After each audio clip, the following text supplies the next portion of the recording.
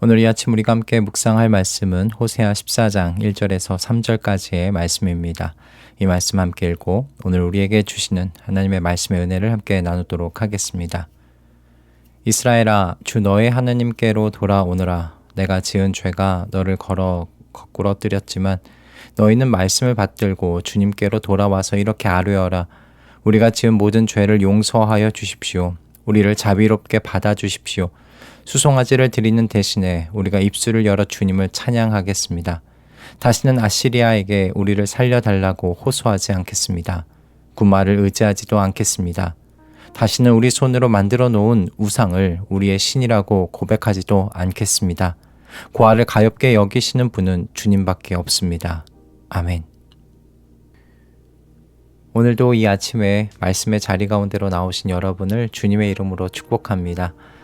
우리의 하나님께서 우리 삶의 자리에 동행의 복으로 함께 하여 주실 줄 믿습니다.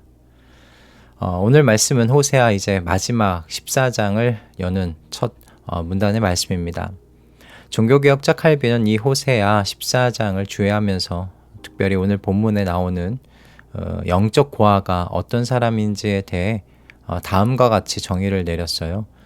모든 헛된 소망을 내팽개치고 자신들의 발가벗음과 부족을 의식한 나머지 하나님만을 의지할 정도로 비참하게 된 자들입니다. 여러분은 어떻게 들리십니까? 영적 고아가 어떤 상태에 있는 사람인지 마음에 좀 그림으로 그려지는 정리인지 모르겠습니다. 우리는 보통 회개를 조금 더 나은 사람이 되는 것 또는 가던 길을 멈추어 서서 방향을 바꾸는 것이라고 생각을 멈추는 것 같습니다. 그래서 결심과 각오를 다져서 전보다 나은 모습으로 일어서려고 합니다. 그런데 오늘 말씀을 보면요, 우리가 생각했던 것과는 좀 다른 모습을 보여줍니다. 회개는 방향을 바꾸는 것 맞습니다. 그런데 어떤 방향인가? 채워지려는 방향이 아니라 비워지는 방향이다 라는 것이에요. 강해지는 것이 아니라 칼빈의 말처럼 고아처럼 비참하게 되는 것, 영적 고아의 자리로 들어가는 것이라는 거죠. 이 말씀은 멸망 직전의 이스라엘에게 하나님께서 하신 회개의 초청이라고 말할 수 있을 것 같습니다. 멸망 직전의 이스라엘에게 채워지려고 하지 말고 오히려 비워지라고, 그리고 그것이 사는 길이라고 그렇게 말씀하시는 것이 참 아이러니하다 싶습니다. 이런 상황을 염두에 두면서 하나님께서 오늘 우리에게 원하시는 회개가 어떤 모습인지 깊이 한번 생각해 보시게 되는 아침 되시기를 주님의 이름으로 축복드립니다. 호세아 선지자가 오늘의 말씀을 전할 때 북이스라엘이 아수르에 의해 완전히 무너지기 직전이었습니다. 주전 722년 북이스라엘이라는 이 나라가 통째로 사라지기 몇 년 전이었는데, 이 절박한 상황에서 이스라엘은 세 가지에 매달릴 수밖에 없었어요. 아수르에 더 많은 조공을 바쳐서 조금이라도 생명을 연장할 건가, 그렇게 살아남을 건가, 아니면 군사력을 키워서 버텨볼 건가, 그리고 우상들에게 더 의지하는 것, 이 세 가지에 매달릴 수밖에 없었습니다. 하나님께서는 이런 이스라엘의 행동을 이렇게 말씀하세요. 1절 말씀입니다. 이스라엘아, 주 너의 하나님께로 돌아오너라. 내가 지은 죄가 너를 거꾸로 뜨렸지만, 여기서 지은 죄로 번역된 원어의 그 원래 뜻은 구부러진 것입니다. 하나님을 향하여 곧게 서야 할 영혼이 엉뚱한 곳을 향해 구부러져 있다는 거죠. 그런데 이런 상태에 있는 자들에게 하나님께서 원하시는 회개가 좀 특이합니다.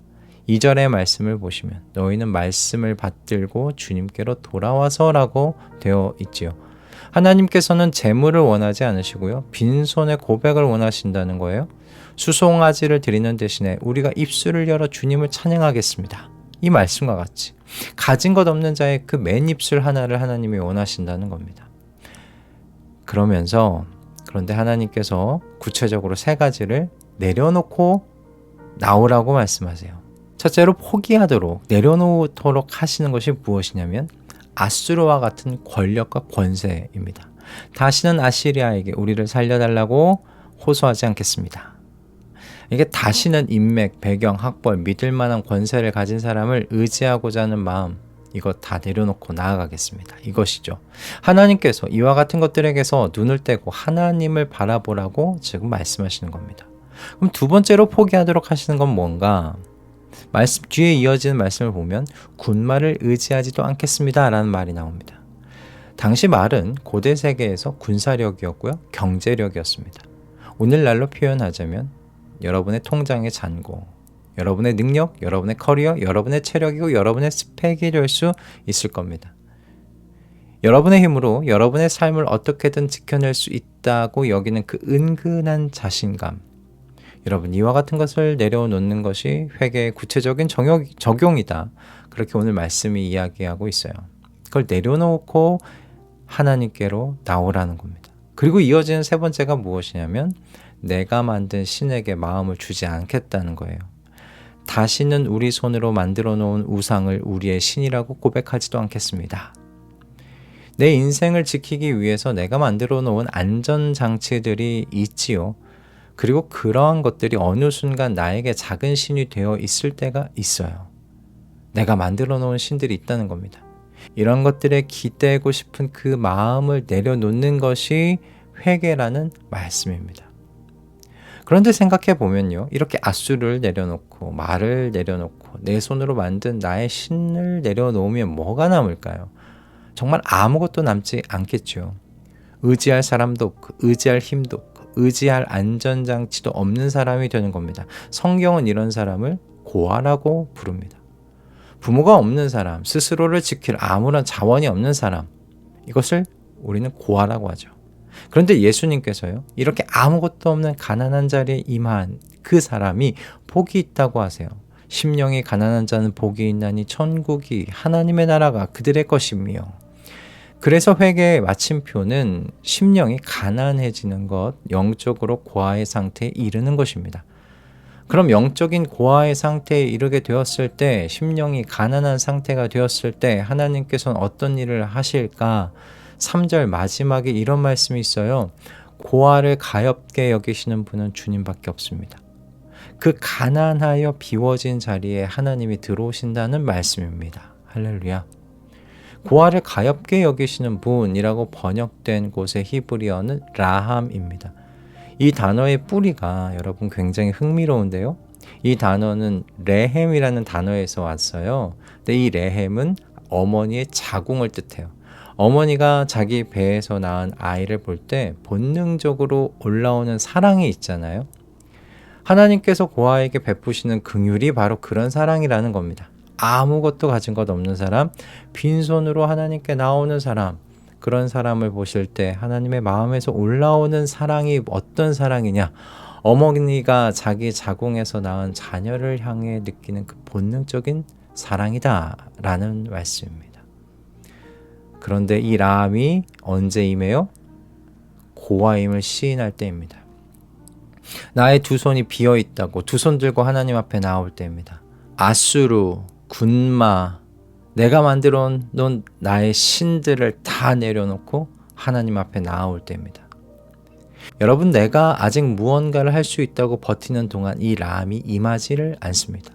내 손에 아직 아수르가 있고 말이 있고 내가 만든 신이 있다고 생각하는 동안에는요, 하나님의 라함은 임하지를 않아요. 그러나 누가복음 18장 13절에 나오는 가슴을 치며 하나님께 나를 불쌍히 여겨달라고 내가 바로 죄인이라고 기도하는 세리에게, 그렇게 빈손이 되고 가난한 심령이 된 사람들에게 비로소 하나님의 라함이 임하는 겁니다. 여러분, 회개의 자리에서 우리가 반드시 덧붙여 생각해야 하는 건 하나님의 라함이 임하는 인생이 된다는 사실입니다. 그것이 회개의 자리에 임하는 하나님의 복입니다. 요한복음 14장 18절을 보시면 예수님께서요, 제자들을 향하여 내가 너희를 고아처럼 버려두지 않겠다고 말씀하세요. 이것이 하나님의 본성이신 겁니다, 여러분. 팔복의 첫 마디가 심령이 가난한 자는 복이 있다, 하나님의 나라가 그들의 것이다 라고 하신 것을 여러분 잊지 마시기를 바랍니다. 자기 자신을 고아처럼 비워낸 사람, 스스로를 구원할 자원이 하나도 없어서 하나님을 향해 나온 사람에게 하나님께서는 자기 자신을 그에게 주시는 겁니다. 우리가 고아처럼 우리 자신에게 있는 것을 비워내는 것, 여러분 그것 힘든 일이죠. 비워내는 것, 내려놓는 것 어려운 일입니다. 그러나 바로 그 자리가 하나님의 라함이 임하는 자리예요. 하나님의 나라가 임하는 것입니다. 그런데 여러분, 반드시 기억하셔야 될 게 있습니다. 우리에게 회개가요, 일생에 한 번으로 끝나지 않는다는 겁니다. 한 번의 사건이 아니라는 거예요. 매일 수정되어야 할 방향과도 같다라고 여러분 여기시면 좋겠습니다.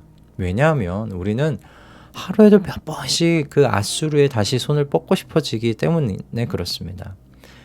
군마의 힘을 다시 믿어보고 싶어지기 때문에 그렇습니다. 내 손으로 안전장치를 다시 한번 만들어 놔야 할 것 같은 그런 마음이 하루에도 몇 번씩 올라오기 때문에 그렇습니다. 그때마다 우리는 그래서 다시 고아의 자리로 내려가려고 애써야 할 줄로 믿습니다. 이것이 바로 회개가 매일의 삶이 되어야 한다는 이유이죠. 종교개혁자 칼빈은 하나님만을 의지할 정도로 비참하게 된 자들, 바로 이 영적 고아들에게 하나님은 가장 먼저 달려가신다라고 말했습니다. 저는 이것이 스스로 영적 고아의 자리로 내려간 모든 사람들에게 임하는 좋은 소식, 복음이라고 생각합니다. 하나님의 라함이 임하는 자리를 매일같이 비워내시는 그 회개의 시간 가지신 우리 모든 말씀동행 식구들이 되셨으면 좋겠습니다. 호세아 14장 3절에 고아를 가엾게 여기시는 분은 주님밖에 없습니다 라는 이 말씀 기억하시면서 오늘 이 아침 이 긍휼이 우리 가족 한 분 한 분 위에 넘치도록 임하게 되는 복된 하루 되시기를 주님의 이름으로 축복드립니다. 할렐루야. 기도하겠습니다. 주님, 회개라는 것이 그저 방향을 바꾸는 일이 아니라 의지하던 모든 것을 내려놓고 영적 고아의 자리로 내려가는 일임을 깨닫게 해주셔서 감사합니다. 그리고 이 자리에 나오는 하나님의 사람들에게 하나님의 긍휼, 하나님의 라함을 약속해 주셔서 감사합니다.